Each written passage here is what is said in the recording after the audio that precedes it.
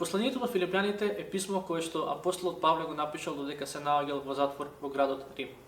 Оваа црква му била особено мила на апостолот Павле, бидејќи нејзиното постоење, нејзиното основање, нејзиното формирање е директен резултат на неговиот труд и на неговите напори во ширењето на христијанската порака. Во првиот дел од ова послание видовме дека апостолот Павле ги пофалува христијаните во Филипи за нивниот напредок, но ги поттикнува уште повеќе да напредуваат и уште повеќе да растат во верата. А главниот начин на кој што тоа се прави е со тоа што ги повикува да се вгледуваат на Христос, односно на тоа што тој го направи на крстот и од него да црпат сила и од него да црпат мотивација, како што тој се даде за нив, така и тие да се даваат да им служат и да им помагаат на другите околу нив. Во првата глава од ова послание неговиот фокус беше насочен кон црквата во Филипи, односно кон нивниот напредок. Во втората глава од ова послание неговиот фокус беше насочен кон Христос, кон тоа што тој направи за нас, исто така даде два практични примери преку животите на Тимотеј и Епафродит за тоа како треба да им се служи на другите. И сега веќе во третата глава неговиот фокус најмногу во оваа трета глава е насочен кон самиот себе, односно како тој живеел, што тој вреднувал и како тој размислувал.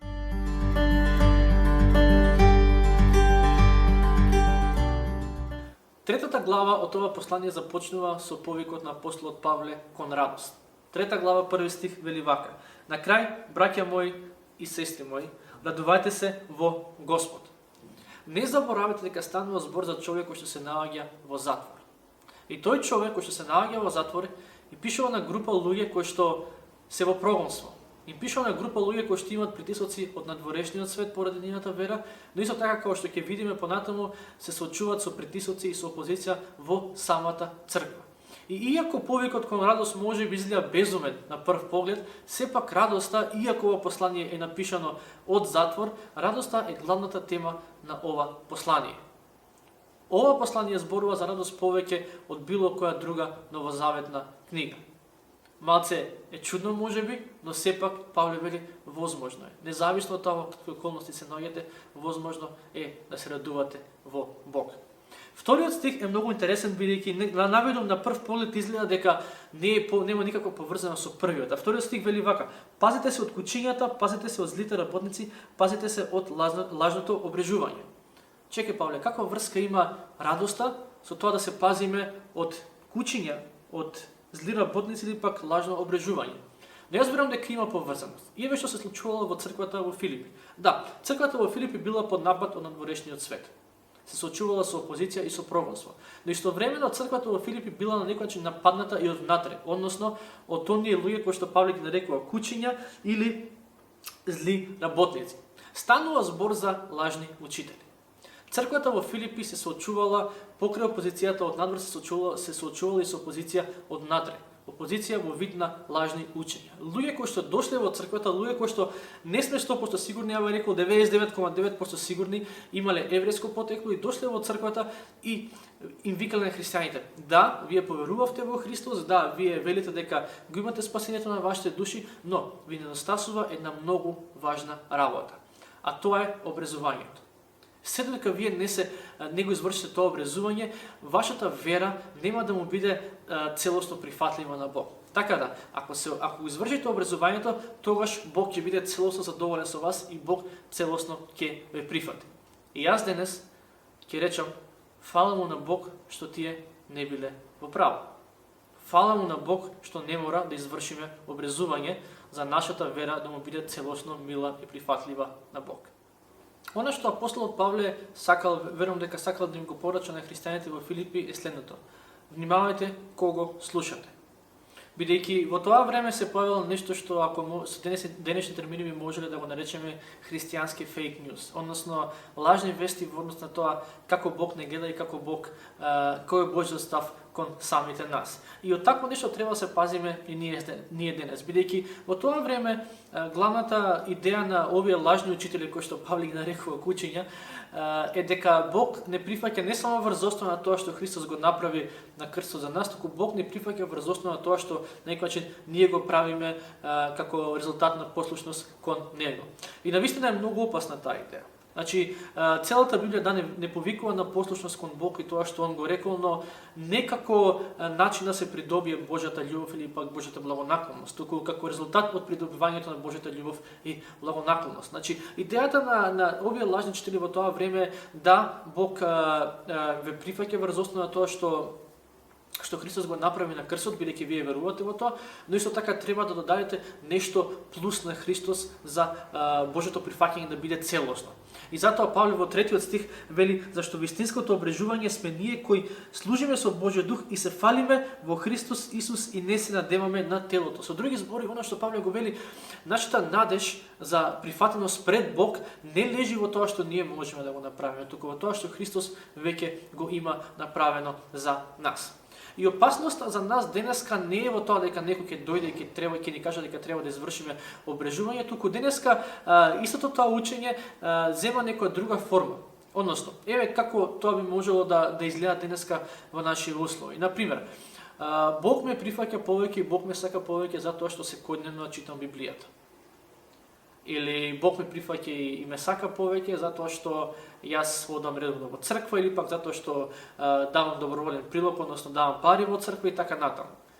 Иако овие работи, многу други работи, гледаме дека на некој начин Бог ги бара од нас да читаме Библија, да имаме земјишто, да одиме во црква, да придонесуваме па дури финансиски во црквата, колку и да се добри, сепак никогаш нема да бидат причина Бог да не сака повеќе доколку ги практикуваме.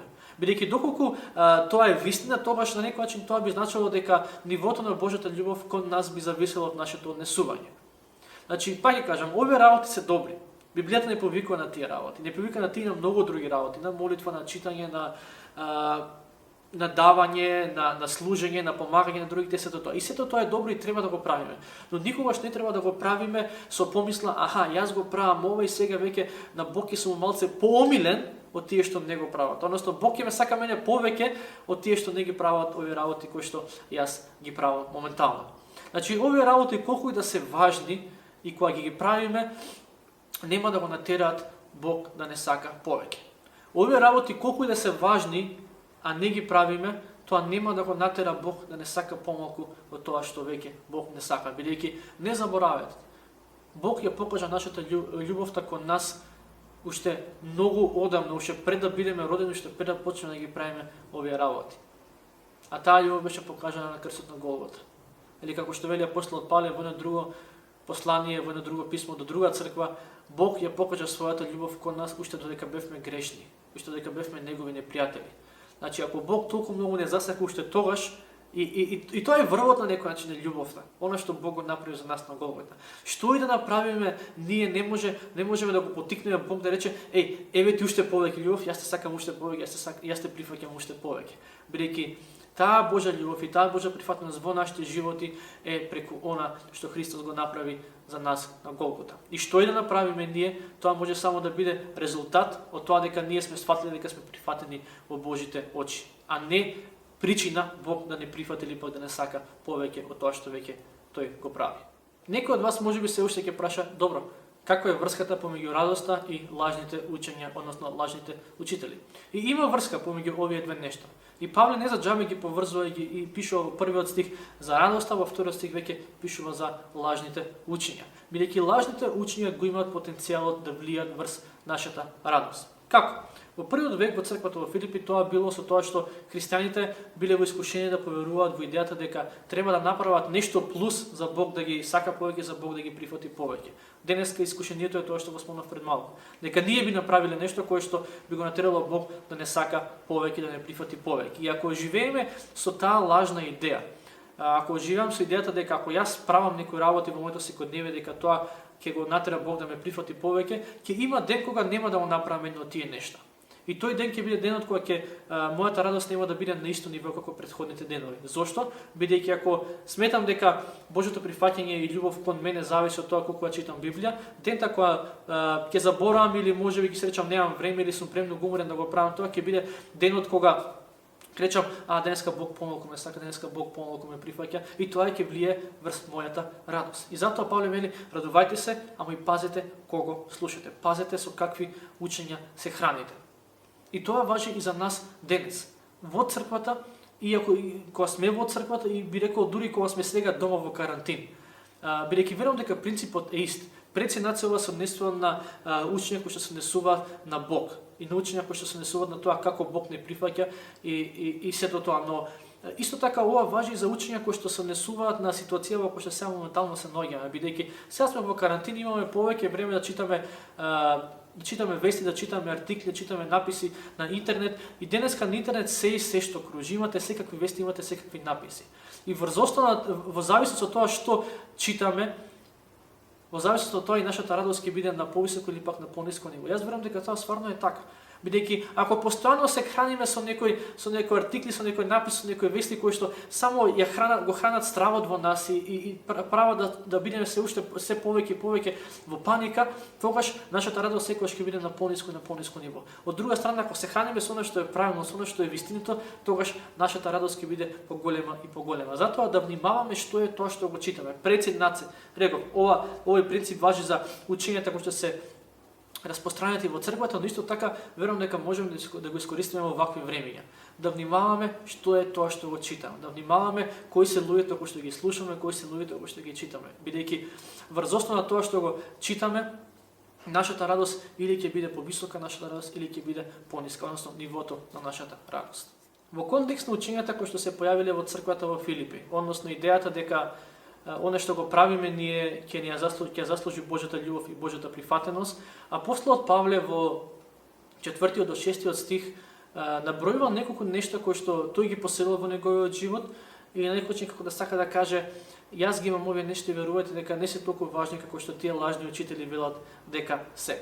И тука апостолот Павле набројува неколку нешта, меѓу кои е тоа дека самиот тој потекнал од еврејско семејство, самиот тој бил обрезан, добро го познавал законот, го исполнувал законот и дури ги пучувал дури и другите на Божиот закон. Со други зборови Павле како да сака да каже тие лажни учители велат дека овие се најважните нешта во животот. Јас ги поседувам и ќе ви кажам дека не се најважните нешта во животот. Во Божите очи има нешто што е многу поважно. И токму за тоа нешто опишува апостолот Павле во 7 и во 8 стих, каде се вели вака.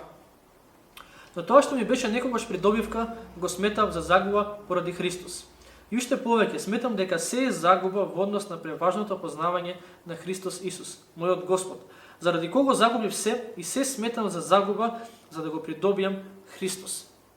Колку длабоки зборови од страна на апостолот Павле. Со други зборови, она што сака да го каже е, гледате, јас имам добро потекло, имам добро образование, имам добар статус во општеството. Иако некои луѓе ги гледаат овие работи како најважни во животот, дека Бог не прифаќа врз основа на тие нешта и врз основа на нашите религиозни достигнувања, Павле вели не. Во споредба со Христос, тие нешта ми се неважни. Дури апостолот Павле овде чекор понатаму и вели дури се останато во животот. Не само тоа што го поседувам, дури тоа што би можел да го поседувам во животот е неважно, е безвредно во споредба со Христос. Во споредба со тоа да го познавам Христос и да бидам што посличен на Него. И тука го имаме вредностниот систем на апостол Павле. Тука не само што го читаме вредностниот систем на апостол Павле, туку го читаме, би рекол, вредностниот систем на секој христијанин, искрен и вистински христијанин. Дека Христос е над се. Христос е поважен од се останато. Да, ние ќе вреднуваме и други нешта во живот. Ние ќе ги вреднуваме, не знам, и нашите семејства, и нашето работно место, и нашето потекло, и сето тоа, но поентата е дека Павле вели за христијанинот, за оној кој што е во Бога, за оној кој што вели да, јас верувам во Бог и јас сум верник. Павле вели Христос секогаш ќе биде на прво место. Христос секогаш ќе вреди повеќе од се, Христос секогаш ќе биде поважен од се. И кога ќе му оддаме на Христос тоа место, дека Христос е секогаш број 1 во се, над се и пред се, тогаш сите нешта во животот, независно дали е семејство, независно дали е образование, независно дали е статус во општеството, што и да е, сите ќе си дојдат на своето место онака како што треба да бидат. За многу луѓе овој став ќе биде чуден, дека Христос вреди повеќе од се што овој свет може да ни понуди. Но тоа веќе го видовме кај апостолот Павле, дека има некои ставови кои што навидом се чуни, но сепак не се толку чуни, туку се едноставно карактеристични за христијанската вера. И она што апостолот Павле сака да го каже во овие стихови дека христијанството не е само исповед на верата, христијанството е нов живот. И дел од тој нов живот се новите вредности. А суштината на тие нови вредности во животот е тоа дека Христос е поважен од се. Христос доаѓа над се. Јован Златоуст кажал дека е жално човек да седи до свеќа кога надвор го има сонцето.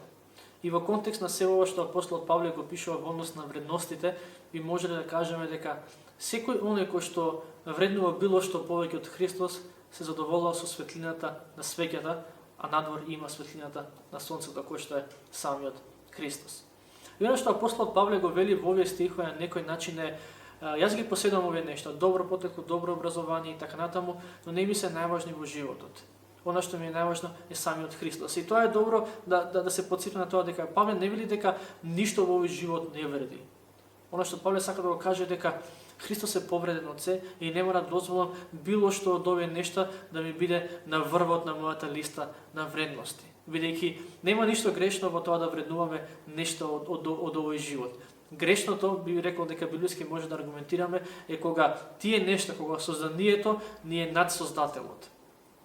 Тогаш веќе нашиот став кон созданието, што и да е, пријатели ли да е, семејство ли да е, кариера ли да е, образование што и да е, тогаш нашиот став кон тие нешта станува грешен. И затоа апостол Павле ги предупредува филипјаните во овие стихови и нас денес. Внимавајте да не паднете во таа замка дека било што на овој свет ќе ве задоволи повеќе од Христос, дека ништо нема да ги задоволи вашите духовни апатити онака како што Христос може да го направи тоа. За да не испадне дека апостолот Павле се фалел со својот систем на вредности, со својот начин на размислување или пак на живење, во 12 стих ги потсетува христијаните во Филипи дека тој е само човек, дека таму вели не го достигна совршенството, но во 13 стих вели вака: го заборавам она што е зад мене, а се стремам кон она што е пред мене. Она што Павле сака да го каже, не сум совршен, ама нема се навраќам кон тоа што било порано и кон моето минато.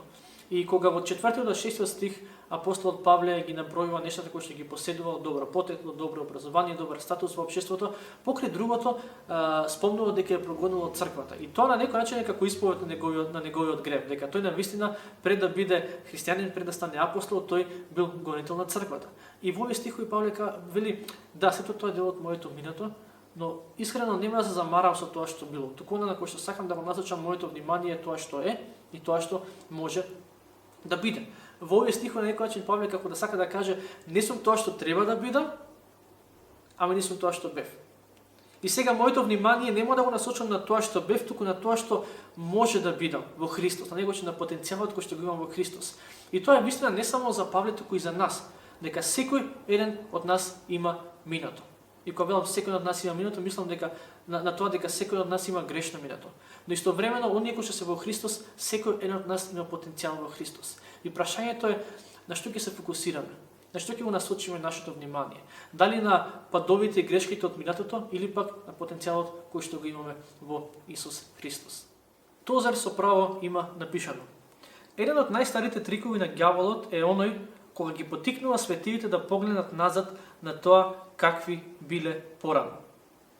И навистина непријателот ќе дојде со такви искушенија, со такви мисли, и тоа многу често. И најчесто тие ќе дојдат во ваква форма. Ќе дојде и ќе ни рече: се сеќаваш ли пред месец дена, пред година, пред неколку години кога ти на таа и таа личност се сгреши и го направи тоа? Или пак некогаш ќе биде: се сеќаваш ли кога таа и таа личност се сгреши и ти го направи тоа? И кога ќе се случи тоа, се разбира, ние ќе се сетиме на тој настан, бидејќи не сме загубиле меморијата и памтењето, но наша одлука е дали ќе пребиваме во тоа нешто или пак ќе се сетиме и ќе продолжиме напред. Павле вели: не сакам да се сеќам на тие нешта што биле порано дел од мојот живот. Не дека може да ги заборави, туку не сака да троши многу време на нив. Ако трошиме многу време на тоа што било, на тоа што сме направили или пак не направиле, а сме побарале простување или пак не побарале простување и сме простиле, тогаш ние на некој начин не можеме да напредуваме во верата. И за жал некогаш на непријателот му успева оваа тактика дека ќе не врати назад на тоа што било, на тоа што сме направили или пак не направиле, и кога се случува тоа ќе ги има еден од следните два ефекти. Или ќе води кон самоосудување, ако пребиваме во нешто што сме го направиле, или пак ќе води кон самосожалување, ако пребиваме во нешто што ни го направиле. И затоа Павле вели: јас заборавам на тоа што е зад мене. Дали на вистина буквално можел да заборави на тоа што било зад него? Не. Поинтата е: не сакам премногу време да трошам на тоа што било, туку сакам да трошам на некој начин време на тоа што е и на тоа што може да биде. на мојот потенцијал кој што го имам во Христос, односно нарастам во Христоликоста. И нели, безумно е атлетичар да трча напред и да гледа назад. Оваа година требаше да има олимписки игри, не знам дали ќе ги има, можеби ќе ги има на крајот на годината или пак следната, но и таму ќе видиме многу дисциплини, многу атлетичари, но сигурен сум дека нема да видиме атлетичар кој што трча напред, а гледа назад. И исто е и со нас во духовниот живот, бидејќи Павле во овие стихови вели јас трчам напред, некој како да сака да каже дека христијанскиот живот е како трка, во која што треба да гледаме напред. И во самиот збор напредок го имаме зборот напред. Односно, ако сакаме да напредуваме во верата, ако сакаме да напредуваме во духовноста, не смееме да се дозволиме да гледаме назад на тоа што било, на тоа што сме го направиле или пак не го направиле. Ако сме побарале простување, ако сме дали простување, таа работа веќе е завршена и не треба да пребиваме во тоа што било, туку да ги насочиме своите мисли, своето внимание на тоа што е и на тоа што може да биде.